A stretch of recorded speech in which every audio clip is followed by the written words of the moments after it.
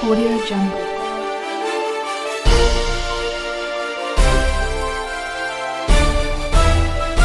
Audio Jungle.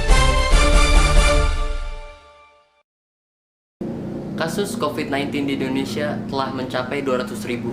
Berdasarkan data yang diinput Satuan Tugas Penanganan COVID-19 per hari ini, 8 September, terdapat penambahan 3.046 kasus sehingga total kasus COVID-19 di Indonesia adalah 235 kasus.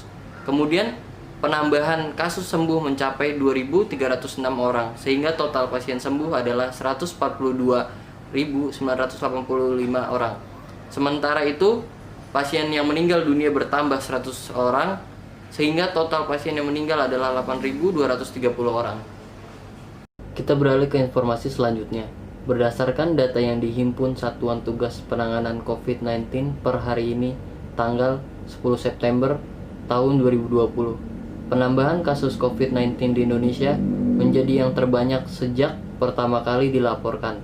Terdapat penambahan kasus sebanyak 3.861 kasus, sehingga total kasus COVID-19 di Indonesia adalah sebanyak 207.203. Kemudian penambahan kasus sembuh sebanyak 2.310 pasien, sehingga total kasus sembuh adalah sebanyak 147.510.000 pasien. Sementara itu, kasus meninggal dunia juga bertambah sebesar 120 orang sehingga total kasus meninggal dunia adalah 8.456 kasus. Ya, cukup sekian berita hari ini. Sampai jumpa. Audio Jungle.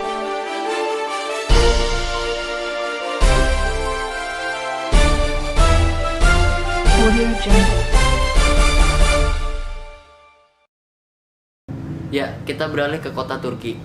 Telah terjadi gempa, tepatnya di kota ketiga terbesar di Turki, yaitu Izmir. Guncangan gempa berkekuatan magnitudo 6,6.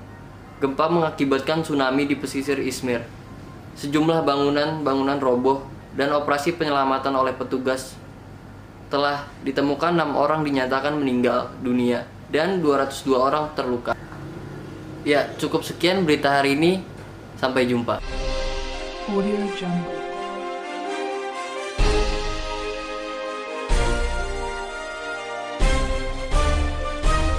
Audio Jungle.